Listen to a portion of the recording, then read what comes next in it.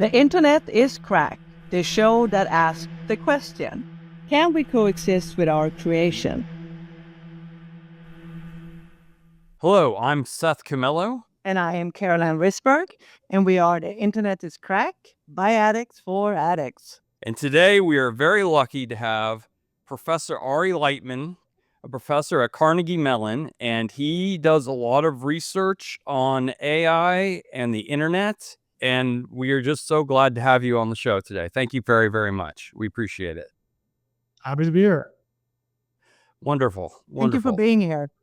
The first thing we'd like to talk about is the arrest of Pavel Durov, the owner and founder of Telegram, and also what this is related to what Mark Zuckerberg said about feeling that he wish he hadn't had censored for the Biden administration.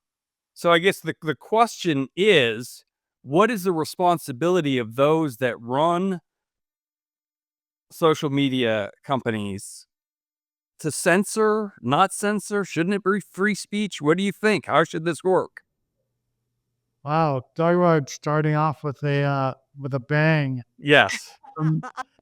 This is a really challenging question, Seth. Yeah.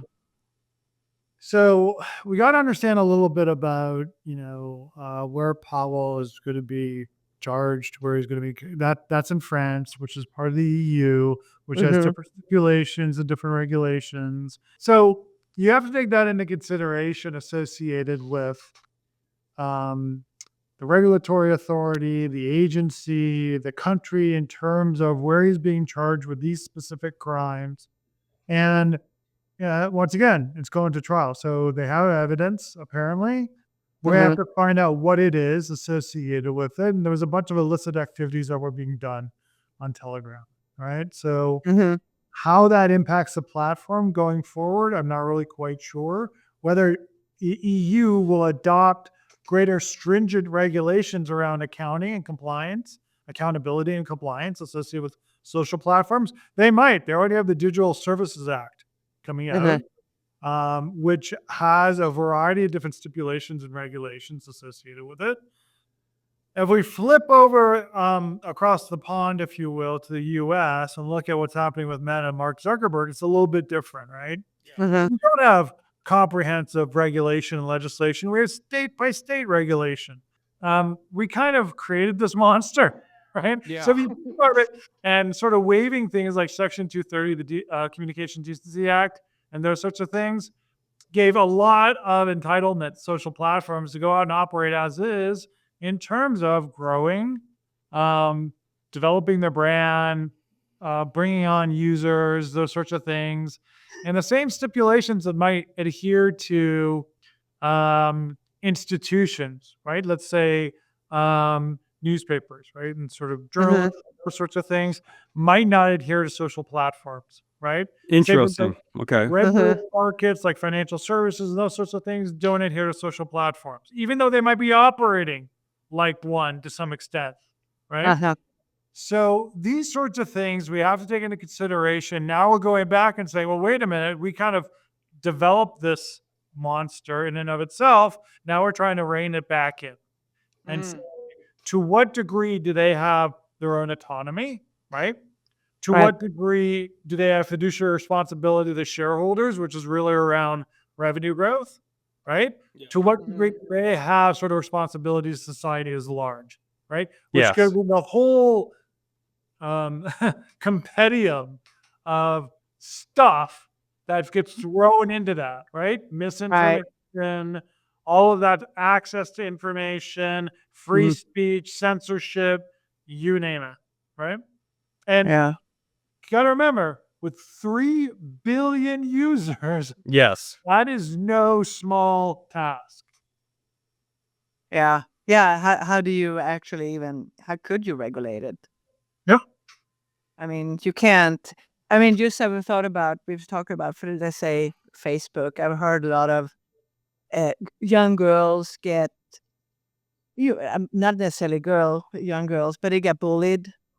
Is that Zuckerberg's fault, for example? Or someone commits suicide. I mean, it's a very it's a weird, as you said, like it's too big.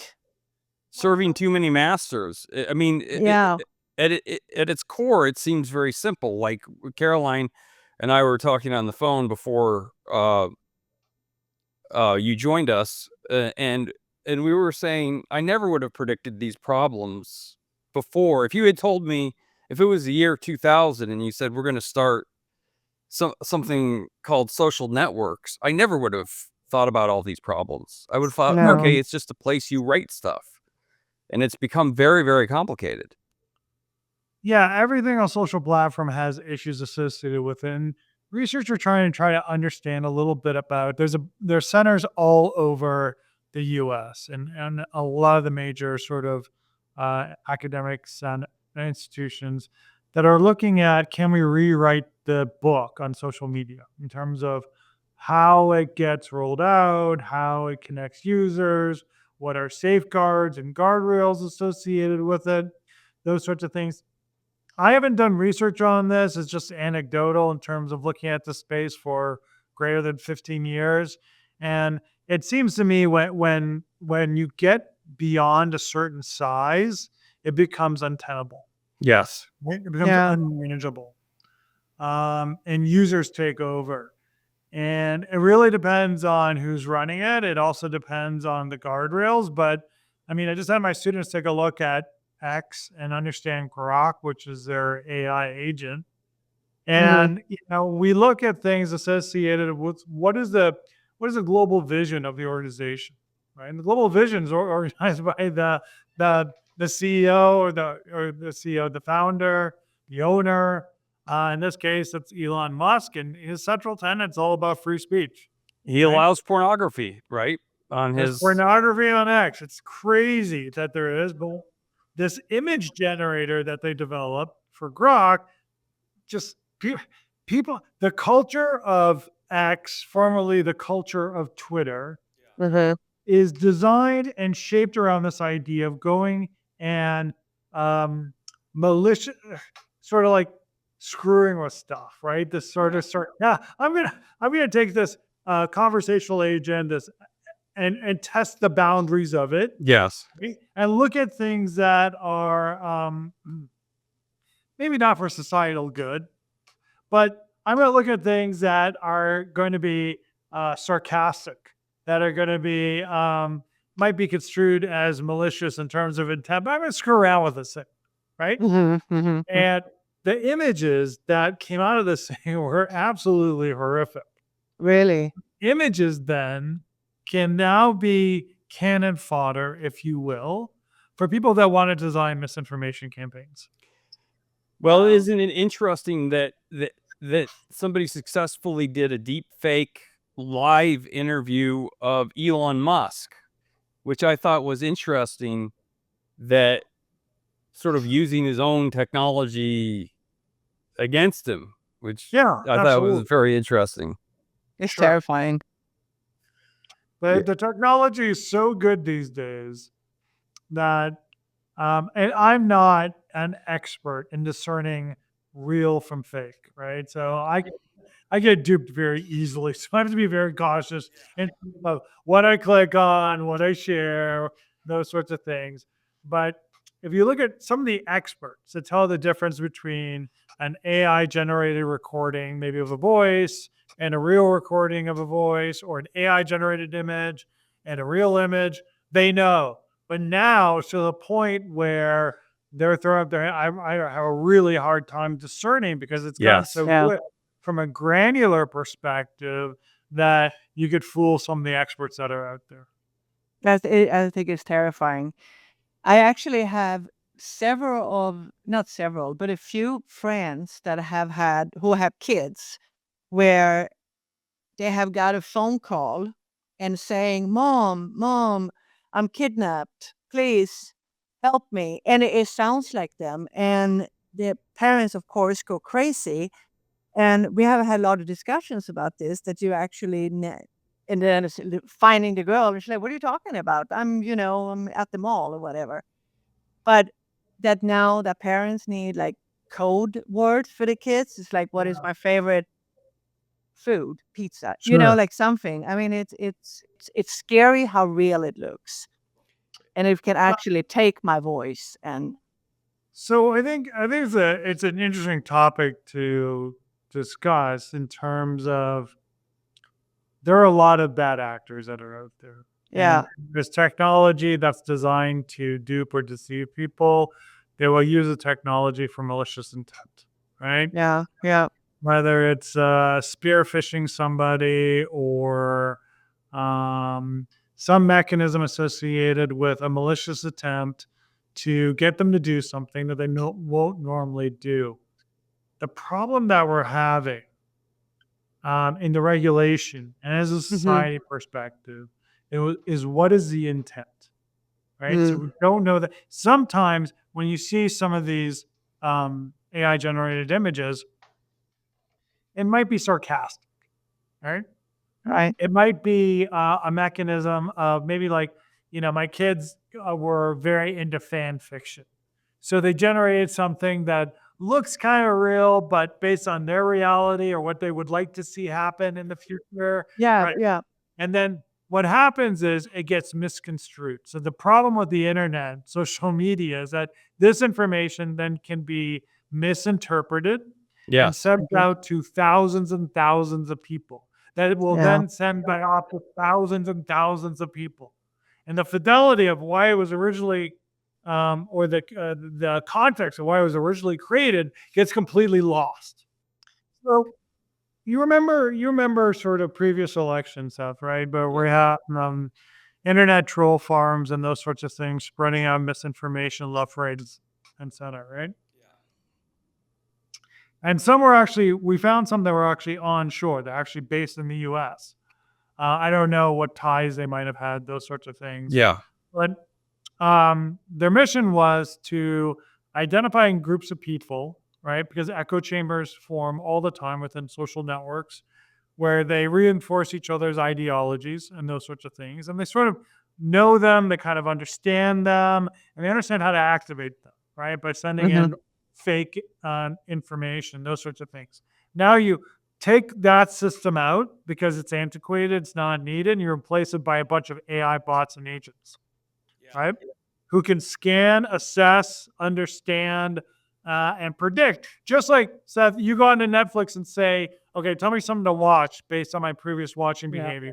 And boom, you know what? It'll get it right pretty much yeah, 95% of the time, yeah, right?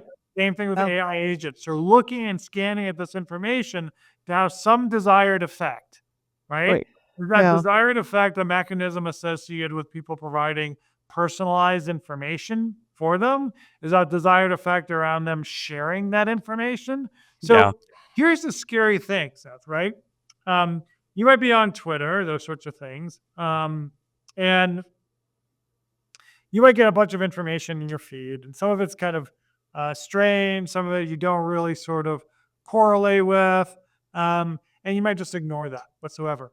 But if somebody who has a closer degree, maybe 1 degree of connection away from you, sends you that information, there is more believability. Yes. And that's what these AI agents are designed to do in many different regards is get greater levels of believability by having other Ah. people do oh, to sending the information. And there's this theory of sort of resonance, right? If you see something 10, 12, 15, 20 times, you're more likely to believe it to be somewhat accurate than if you just yeah, saw it once. And so these AI bots just make it super efficient to mm. basically spread misinformation, is what you're saying. And to know how to target and who to target. Targeting is really important because all this data exists. It's out there, right? We know this from targeted advertising, right? Yeah, And they know this as well, so they can use demographics, psychographics, wow. behavioral characteristics, technographics. I could keep on going, right? Yeah. All the data that we utilize associated with data-driven marketing, they utilize associated with data-driven manipulation. Wow. Yeah, it's actually really terrifying. I find it terrifying. What do you think? Now, this is a hard question. But This one's a hard one. yeah, what do you see in the next 2 to 5 years, Yeah. both positive and negative, with AI in the mixture of the internet? I think people forget it's got to be mixed. It's got to have Yeah. this cocktail and robotics. What do you see that you like, that you're excited about, and what do you see that is negative? There's a ton of things to be excited about, right? So, we have a center here at Carnegie Mellon focused on AI and patient safety, right? This through patient safety research. And it's basically taking AI models, machine learning models, and applying it on healthcare data to understand harm, understand patterns of harm, understand how to prevent harm in the future, right? And that in turn will make us all safer as patients, right? Because a lot of the drug on drug interactions, adverse drug events, adverse drug reactions occur. They're preventable. They're largely preventable because we don't have access to perhaps all the information, or we're not cognitively processing things the way that we should, those sorts of things. So, I mean, everybody I talk to either has had an incident or knows somebody who's had an incident where they've taken a drug that impacted another drug, right? Yes, Or Yeah. yes. Yeah. so we're talking about omissions and commissions, too much or too little, that Right. exacerbated a condition, right? These things can be largely understood, assessed, and prevented via AI methods and methodologies. IBM's TJ Watson Research Center was looking at sort of developing sort of a AI-enabled physician, and he was reading 25,000 research papers a day, right? Something Wow. huge. It was categorizing them. I think that was at the low scale, right?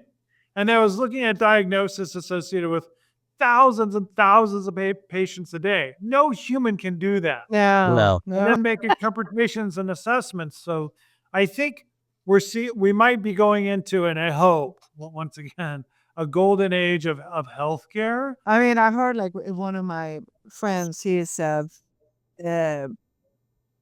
researcher for cancer. And he said, like, if we could, and this is many years ago, he said, like, we could cure cancer, but maybe we can cure it on one person, but all our DNA are different. So it's not going to work on everyone.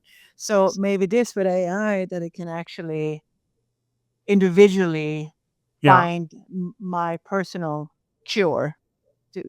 So Would that be?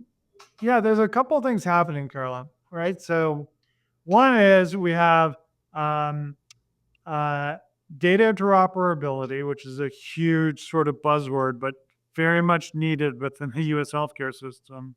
Advanced AI on top of this to discover and analyze. But also, I think we're as a society, we're getting over this idea of, how should I put it? Holding your data close to your vest and say, it's my data, right? Right. You have it, right? Or, yeah, you can have it, but there's so many security and privacy protocols you go through that I can't give it to you. I think somebody mentioned to me, this was a few years back, 1.6 million people in the U.S. come down with cancer every year. Who digitize all their genome is not terribly expensive. It's like, it would be like $1.6 billion or something like that, because we had down to $1,000 for a genome sequencing. And then it'd be 1.6 petabytes of information. Whereas if you compare that to what, Meta or anybody else has, it's a drop in the bucket, right?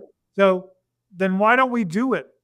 And it's all because of this idea of HIPAA restrictions, privacy regulations, who owns data, who's liable if something should happen, right? Because if I got that information, once again, we'll go back to this idea of malicious intent.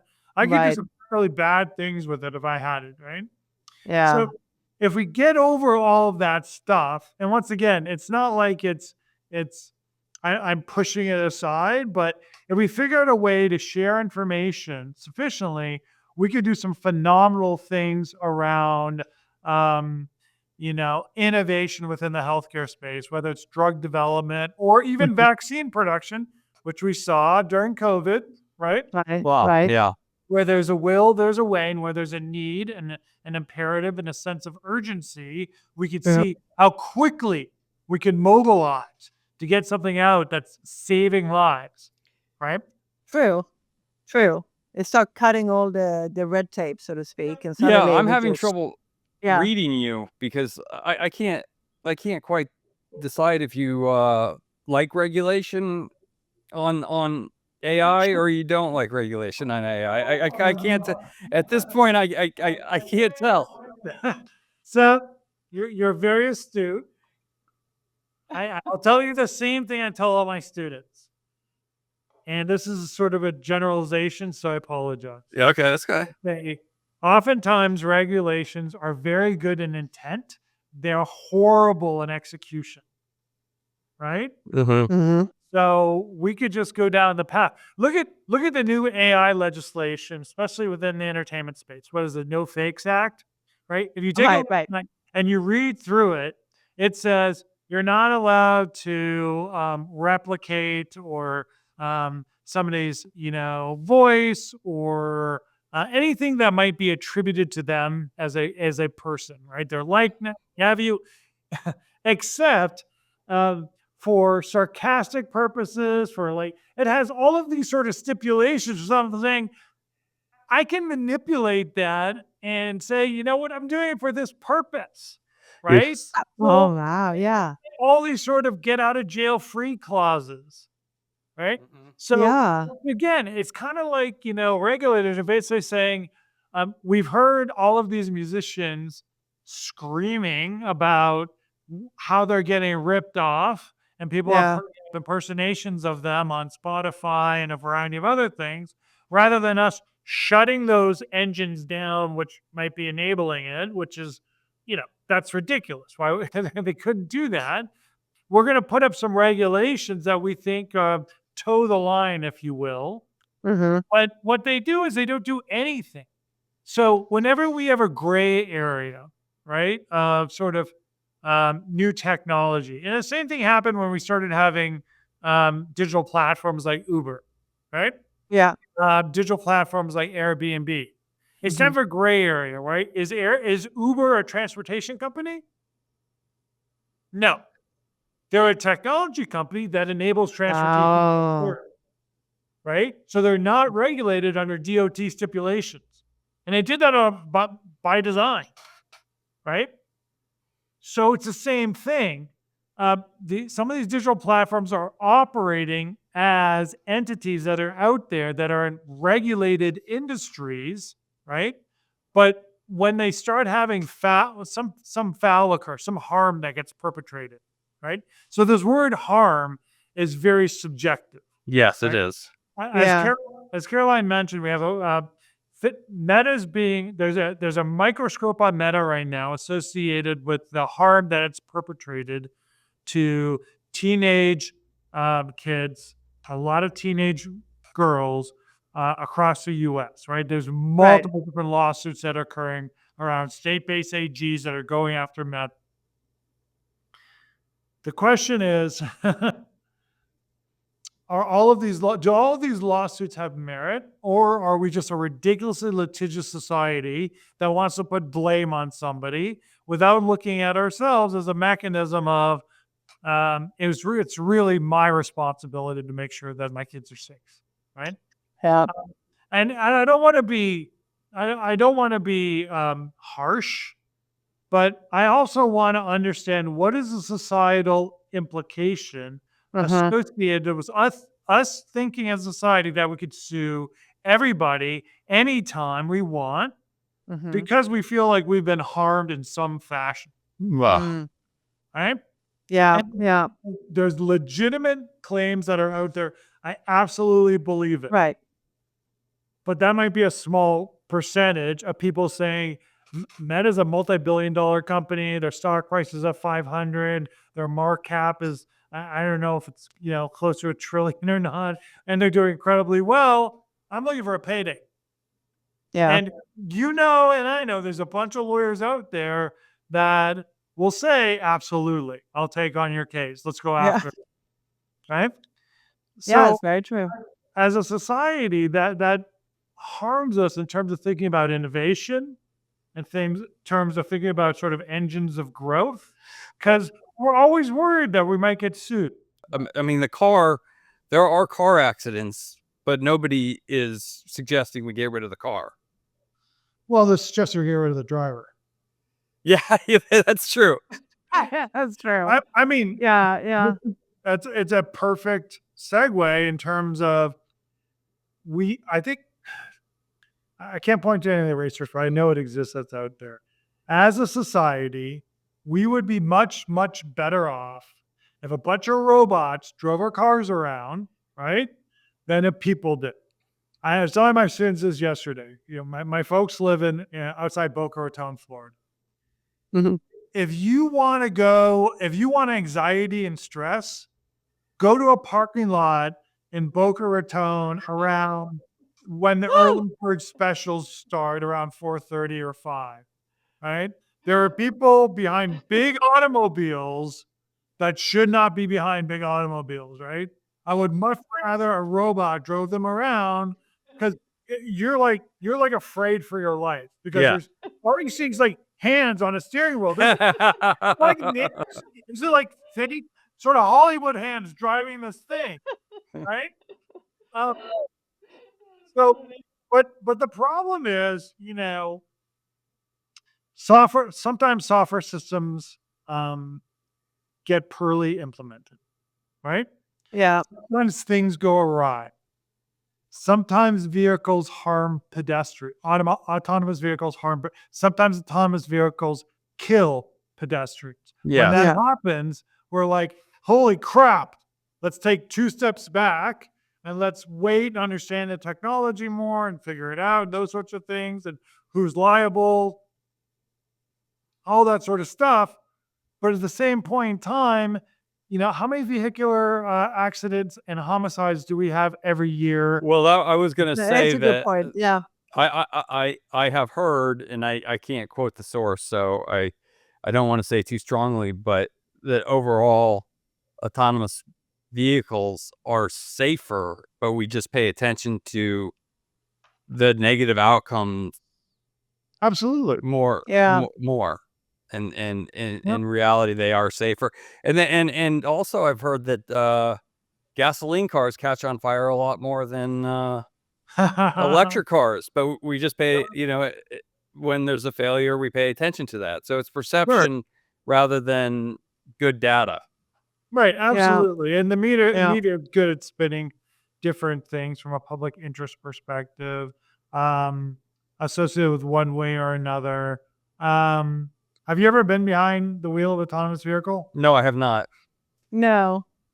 It's kind of interesting because, you know, if you've ever taught somebody to drive, like I remember teaching my kids to drive, they pay attention to everything. They adhere to everything, right? So not well, but you know, if you thought about, you know, my kid when they were 16, you know, they were always had their phone, right? They always had Spotify on, like you couldn't communicate. But as soon as they got behind the wheel of a car, because they wanted to pay so much attention, everything got put away, right? Focus, right? They're focused on everything.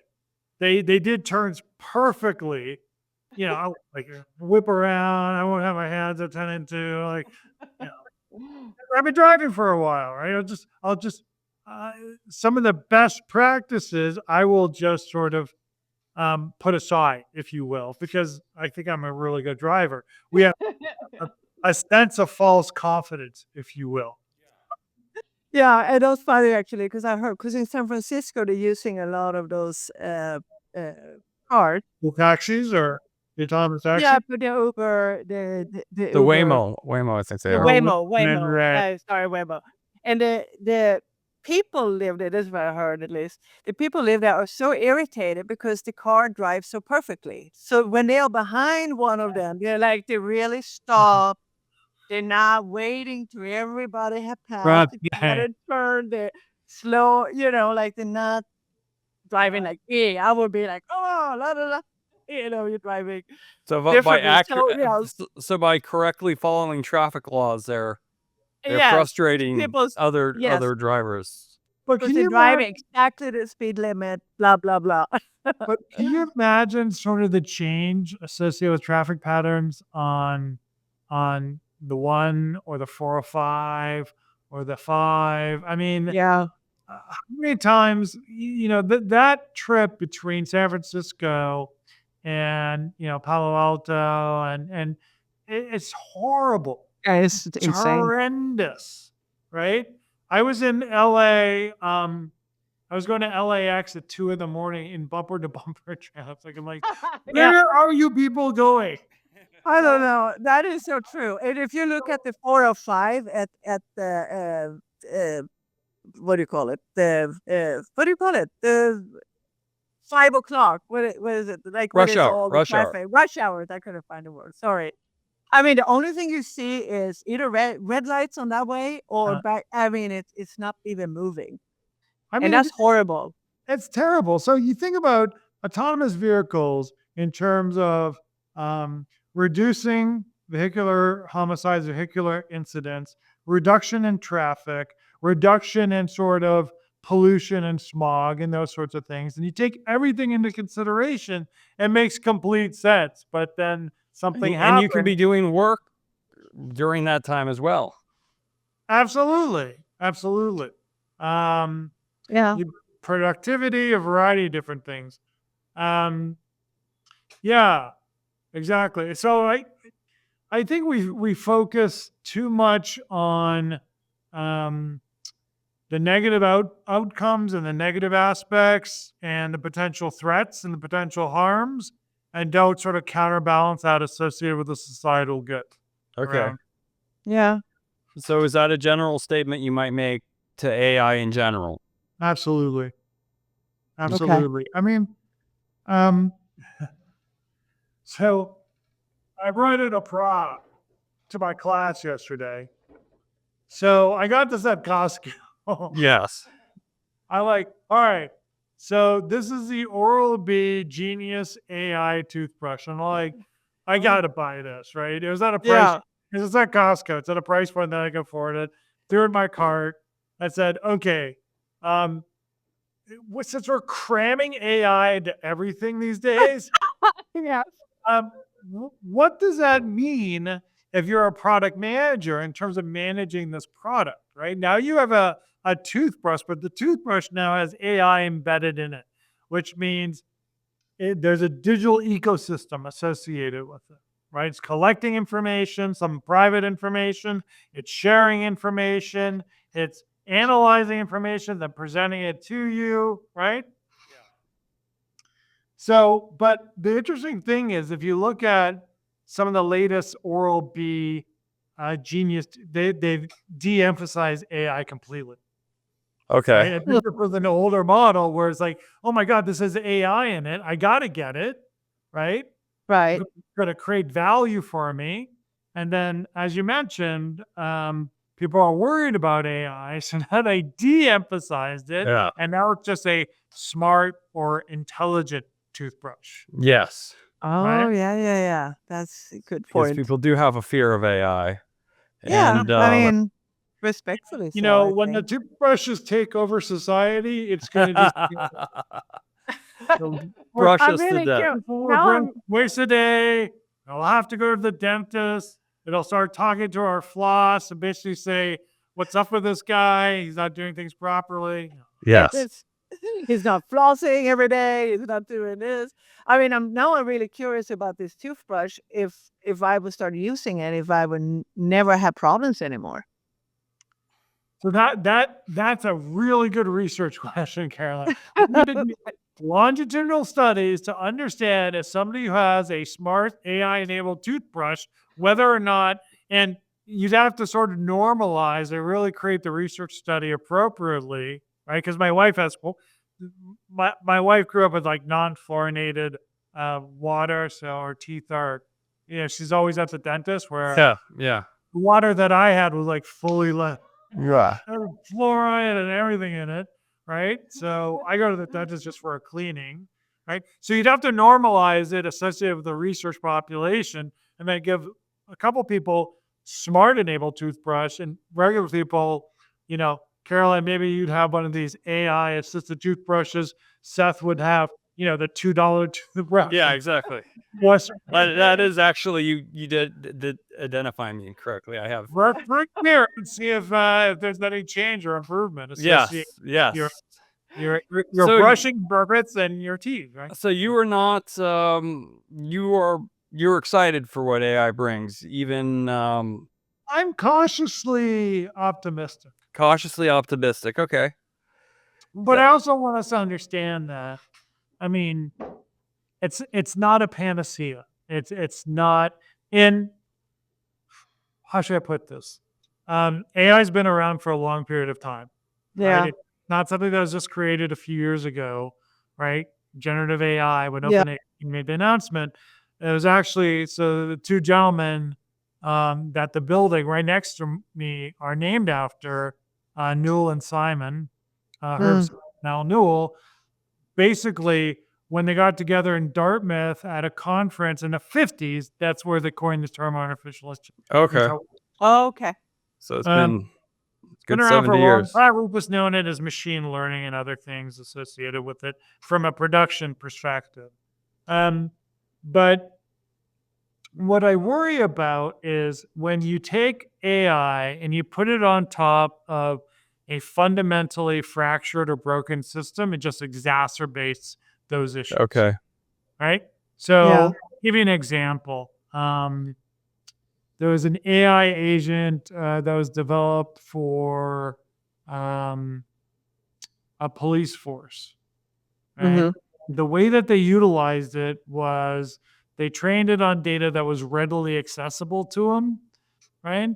And the data that was readily accessible to them over-indexed, disadvantaged, and specific minorities. Yes. Yes. Okay. What Yeah. happened? The AI became racist. Okay. Oh, Right? wow. The idea is what areas do you need to patrol? How do you need to sort of optimize? And it just, and sort of kept pushing them to areas that were underrepresented minorities, disadvantaged. So we have to be very cognizant of how we use the algorithm, how we train the algorithm, Right. right? And how we monitor them and how we have compliance. The whole thing about when large language models first started coming out, like OpenAI and ChatGPT, and a bunch of reporters started utilizing them and said, this thing is hallucinating. It's not hallucinating. You just fed it data without context. When you do that, and you're getting information from like social platforms like Reddit. Right? The community on Reddit is very, very different than the community on Facebook, Meta, right? Right. If you don't understand sort of community rules, community engagement, and why data exists in the first place, then you only have sort of half the information, if you will, right? Yeah.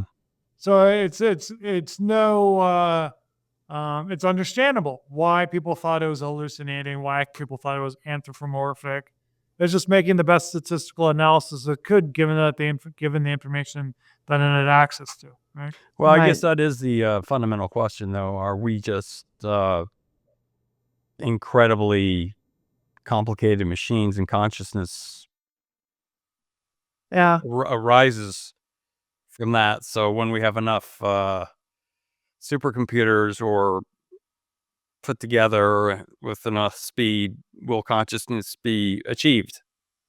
I mean, But- do you think like AI is dangerous to humanity's existence? Like Elon Musk, he said he's more scared of AI than he is of nuclear missiles. So to Seth's question, some of us are complicated. I'm relatively simple. Right? So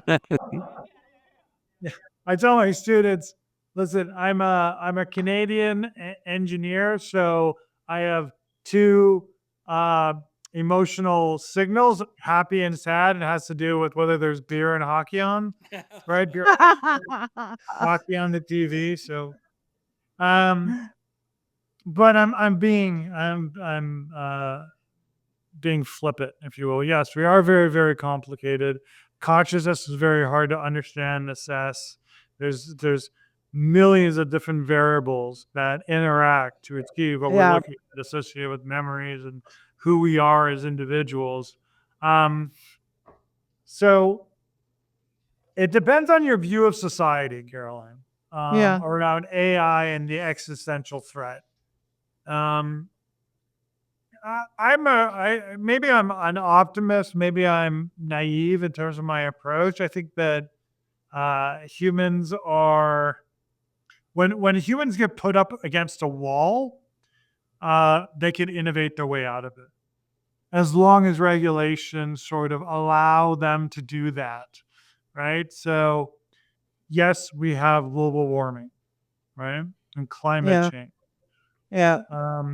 Yes, I absolutely believe we're going to figure out a mechanism to stabilize temperature on the planet, right? Mhm. Okay. Hopefully Yeah. even reduce it. Because I know researchers, I've worked with them my entire life. Yeah. It's phenomenal what they might be able to do given adequate resources, scale, and motivation to do so. With AI, I think we're in this weird phase where we're trying to understand what is our relationship, Yeah. right? And a variety of people came out saying, "Oh no, AI is going to fundamentally increase the number of jobs that are out there." And I'm like, Right. what are you talking about? And they came up with ideas around prompt engineers and a variety of other things. I think it's going to fundamentally have us rethink the way that we think about work, the way Okay. that we think about working, the Mhm. way that we think about our community and our relationship to each other. And that Mhm. might be a good thing, right? That's true. Yeah. Um, so I am cautiously optimistic, right? Um, there's so much I say it, land grab, right? When it comes to AI applications. And unfortunately, we're in the middle of this huge hype cycle, right? Mhm. Where we have sort of deflated expectations, even in healthcare. We're talking a little bit about healthcare, right? Yeah. Doctors are being inundated with, oh, this is the brand new AI application that's going to save your patient lives. It's going to do this, create greater levels of, operational efficiency, and it's all a load of crap. I'm being very opinionated, but Yes. I Well, think that's good. I That's think what we want. a load of crap. It's not an AI agent; it's a decision tool, right? Yeah. And in some cases, being used as an AI agent might do more harm to the physician and potentially what the physician's trying to do than good. So this idea of assurance centers and testing centers, right, for AI applications needs to be good, but that needs to be done. But it can't just focus on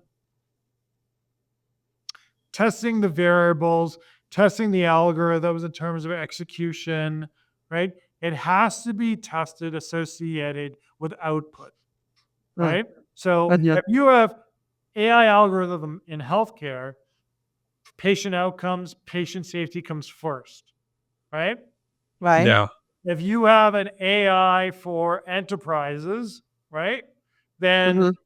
how is it operating associated with the global and company vision around the organization and the fiduciary responsibility to the different stakeholders Yeah. in companies that a lot of the companies that I work with that believe in triple bottom line economics, right? Society, profitability, and the environment, Mhm. right? You have to measure it across all three, Mm. right? Yeah. And that includes if you're looking at large language models associated with doing vast amounts of testing, that's an energy output that has to be weighed across the environmental toll around the organization. Yeah. Yeah. So Yeah. we have to think of things from a very holistic perspective Yeah. around the implication of AI. And that's where I think we need folks that, I work with a lot of folks that are just amazing in terms of design thinkers, right? Mhm. And system based thinking, right? That really look at a variety of different futures that are out there and understand how we can have greater levels of resiliency. Because if one thing is going to happen, it's if, if there's one thing we need to take into consideration, anything and everything can happen, right? Yeah.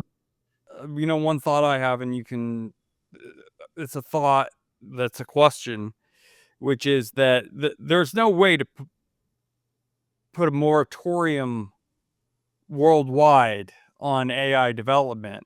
So the United States and the companies within the United States, it seems to me, need to go forward as quickly as possible, or else somebody else is going to have. I mean, it's a Mm. space race of sorts, right? I hear where you're coming from, Seth, but we could also do it I think we could do it in a smart fashion, learning from what we did in the past that went sideways. Right? Yeah. So listen, we can go fast. We saw that during COVID, Yes. right? So That's true. why can't we take some of the learnings from that and go fast with AI so that we understand how to do testing, but we also understand how to keep people safe. Yeah. We understand how to have checks and balances associated with it so we don't have over indexing in terms of benefit and in terms of harm different parts of society, right? How do Mm. we take a very, very complex technology and simplify it so everybody can understand associated with digital literacy and digital competency? One question I have is there's so much money being thrown into creating these LLMs, these large language models. Ultimately, we're talking about building nuclear plants next to rivers Yeah. billions of dollars of investment. What is ultimately, how are they going to recoup this investment? I really don't know. I mean, it depends on how you look at sort of your revenue projections, right? So, are we throwing a lot of money in because we're testing models, we're creating skill sets and competencies, or are we just looking at sort of hard dollars that are coming in terms of net profitability, right? Well, I sort of enjoy it because I feel like there's a lot of just curiosity that's getting a lot of money, which is weird. Well, Not absolutely. normal, but Yeah. I mean, we're coming up with all kinds of cool names from a marketing perspective. Yeah, I bet. So, but I really don't know. I think, um, I think folks that really understand the metrics and the externalities associated with it are going to Yeah. have to come in and justify the expenditures, right? That makes sense. Or is it, you mentioned this before, and there's this, notion in business, like stay in business line item, right? Are we going to have to just do it because, right? We Mhm. have to be competitive with, you know, China, North Korea, whomever, Yeah. investing tons of money associated with it, right? But that's all well and good. But if we don't do it with an understanding around societal benefit, shame on us because, we've done this stuff before. Yeah. Do you use Chat GPT, and do you encourage your students to use Chat GPT? So this is a touchy subject, especially in a university, Yes, right? it is. Yeah. Was you go from one university to another, you go from one program to another, you go from one class to another. Everybody's got different stipulations around utilizing generative AI in the classroom, right? Yes. I absolutely know that, my students could go out into Copilot or whatever and generate code. Here's my Python code for my homework. I'm perfect, right? Mm. So my philosophy, because I come from industry, is you know what, they're going to be using it, so let's figure it out. Let's figure out how to use it and differentiate, change the game, right? So in my experiential learning class, when I bring in 7 different companies, they're working on projects that have never been done before, right? Yeah, Yeah. You can use whatever AI platform you want. You're doing something that's trailblazing. That's Yes. absolutely new. Yeah. Yeah. But in certain classes, which are like traditional coding classes, right? If you take like, Java, right? Yes, Copilot could probably generate the code for you that you could turn in as an assignment or a term paper, those sorts of things. And there are some AI plagiarism checkers, but it's hit or miss, right? Okay. One of them might say it's 95% AI generated. Another might say it's 20% AI generated. Which Okay. one do you believe, right? Right. So it just means on top of us as educators that we need to change how we educate. Okay. Right? We need to think Yeah. differently, and that's okay. Yeah. I've resisted using it. I'm gonna wait till I have to. Really? Yes. Now, I've asked my students multiple times, hey, go to ChatGPT and ask this question while I'm in class. Tell me what it says. Because it's just, especially at places like Carnegie Mellon, they're infatuated with the technology. Well, of Right. course, yes. Yeah. And you know what? You just look at the starting salary of an AI engineer in Silicon Valley. You'll Million. understand. 950,000, I think, right? That's a specifics case, but it's pretty good money. Yeah. Takeaways are cautiously optimistic, can be misused, but I think the car, I don't know what you think, Caroline. I feel like our car discussion sort of sums up our total discussion of Yeah. perception versus reality versus usefulness versus there's a lot to measure. Yeah. It is, and it's a lot of good things. And I something that I keep thinking of is like humans. I mean, there are good humans, there are obviously bad humans, and history-wise, we have always going to war, and we always have done bad things. And I guess that's part, if they come to bad people, that they can use it. But I think overall, as you're saying with a car, or we think that maybe safety, we can use it in medicals, we can use it, and I guess if we can regulate it in some kind of way that we can be safe. Uh, I don't know how, but I'm sure there must be some kind of laws that can be done.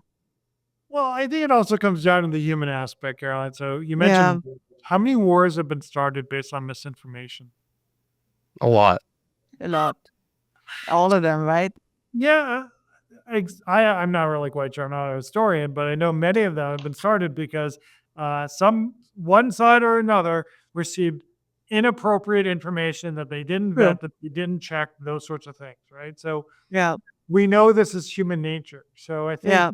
bringing, sociologists, social anthropologists, cognitive behavioral economists, a variety of different folks that understand the human condition, human behavior to help us, right?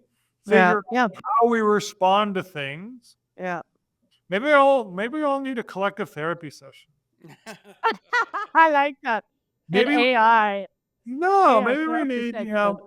we have a surgeon general, and then we have a chief of therapy, right? And Well, what I think is interesting is, one of the questions I have written down for you, which we're not necessarily going to have time to get to, which is, how has, especially being a teacher, you have your finger on the pulse. How have, how has humanity changed in the last 30 years that the internet has Yeah. existed?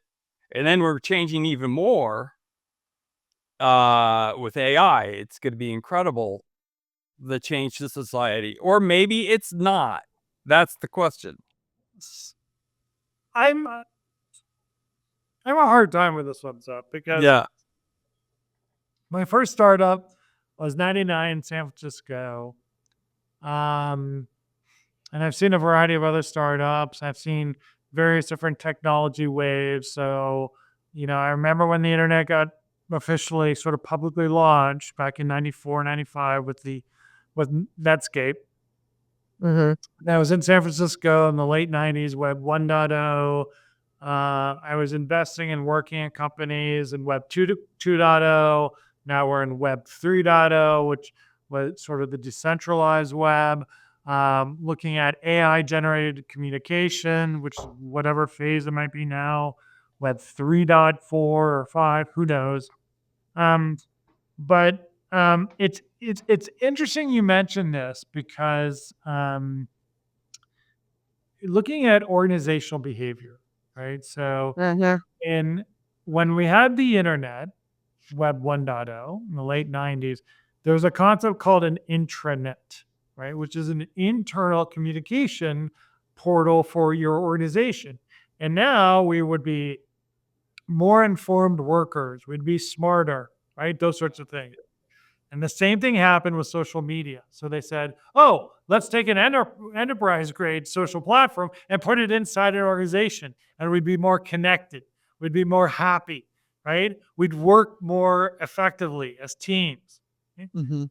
And the same things happen over and over and over Yeah. again. Because you have access and permissions, you have Yeah. a culture, you have organizational fiefdoms. These things happen over and over and over again. Now people are saying, well, wait a minute, let's throw Gen AI in. And then it'll supposedly make us more efficient. It'll make us better. Mm. I've heard this story before. It's played out, right? Yeah. Yeah. Well, think- that is the big economic question: is has there? I mean, has real GDP been added, or are we just doing things differently that we would have? Not at all. Not at all. That's sort of the marketing sort of mechanism around this idea of greater levels of efficiency. Mhm. But right now, we're still looking at how to implement it effectively, right? So yeah, GDP won't get added for a while, but that is sort of one of the promises and the talking points that, frankly, a lot of VCs and pundits are utilizing around pushing sort of the AI narrative. I don't think we should be afraid of AI. I just want to say it. I think I'm more afraid of humans' attention. Yep. That's a very good point. All right. Yeah. Well, thank you very much, Professor. And Yeah. Thank you so much. we Thank you really for talking appreciate to it. us. Thank you. Very, very good conversation. Thank you. Yeah. Thank you. My pleasure. Thank you for watching or listening to The Internet is Crack. Tune in next week when we talk to computer science professor Alberto Segre. It's going to be a great conversation. You can watch us or listen to us on YouTube or Spotify or many other outlets. And don't forget to follow us on social media. See you next Monday.